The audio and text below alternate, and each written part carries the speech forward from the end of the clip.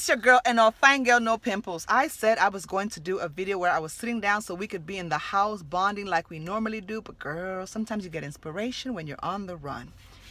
It's been a crazy journey. There's a video that I want to sit down and make with you called Why I Make These Divorce Videos. But in this video, I just wanted to say one of the things that I became privy to, and this is for anyone who's going on this journey, this is not just me talking, because these videos are important because other people made videos similar to this that helped me. Me making videos like this helps other people. Certain people, very specific demographic. We understand each other and we understand what we're going through. So I had a friend ask me why it was that this was paining me this much. Why was I in this much pain? She didn't know that I loved my husband this much. The only way that you can experience immense pain and hurt is if you are vulnerable. If you let yourself be vulnerable. So you stand a risk of getting hurt if you open up. There was a point in my relationship where I had perhaps 10% reserve. I was in love with him. He knew it. I was completely smitten. And he told me, I can see that you have that 10% reserve and you are acting like you can't 100% trust me. For me, 80%, 90% was a lot. But he said, you know, we won't be able to completely live this life that we've defined for ourselves if you don't let go and completely allow yourself to be vulnerable. And I probably have to go about defining and redefining that for myself. But what I did was let go of that reserve. And that's what I was trying to explain to my friend. I was 100% in love with my husband the way I thought I needed to be. That is why this could have hurt me so. It's the letting go and almost being lost, in my opinion. The thing is, if I thought it was what it was, there would be nothing wrong with me completely working on being vulnerable and letting myself go and being completely, trusting of him.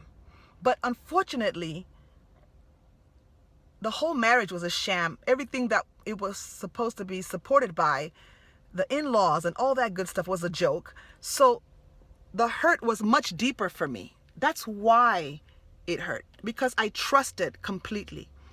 I refused to believe that was typical. It was a fluke. I had the misfortune of finding myself in that situation, but it's because I was vulnerable. And the message is, sometimes in order to love that deeply, you sometimes have to be that vulnerable. But it doesn't mean that because you're vulnerable that this is going to happen to you. Don't let that be what you walk away with. I got targeted and I got scammed and I got caught up in a family of secrets and lies and disingenuousness. That's just what happened to me. It doesn't mean that you can't let go of being vulnerable. This was a fluke. I don't believe this is common. I think it's more common than we know, especially in this culture. But I don't think it's common. So don't let that stop you from being afraid to love. I'm not even afraid to love. When I'm all healed and good to go, I believe in love because it can happen. I am love. I just happened to practice it with the group that was undeserving of such love because they didn't even have it for themselves. So don't let that distract you. It was a fluke. It's not a common thing. You just have to ask questions differently. I don't think everybody is deserving of that type of vulnerability, but the fact of the matter is you have no way of knowing. So don't let that stop you. I think I'm going to be better. I know I'm going to be better off in the long run, but it just feels like hurt because of the space that I was in and all the things that I discovered. Please do not let that be a deterrent to you. Love is real, and all you have to do is work on yourself, become love, and work it out that way. And just trust that when it's all said and done, if something happens and you're not wrong in your decision, you will have someone to love and someone who will love you deeply. But in addition, if you do happen to find yourself in the situation that I found myself in, trust that you will have a team of people to support you and that you will get past it. I swear to God, it didn't feel like I would get past it, but guess what? I did, one step at a time. He specifically told me that he thought I wouldn't do well without him.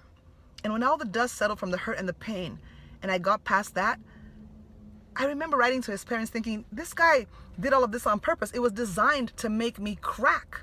Can you guys gather around me and follow me see show, basically? And it wasn't what they were trying to do. So all I'm saying is, that's neither here nor there. What does matter is that just because something has affected you when in the area of relationships where you felt broken, downtrodden, hurt, betrayed, it doesn't mean you can't bounce back, and it doesn't mean you cannot redefine it for yourself in the future. I'm trying my best to do so, and I'm really working hard at it, and I believe that I'll do it. But remember what I always say, it is up to you. I gotta go. Make it a great day.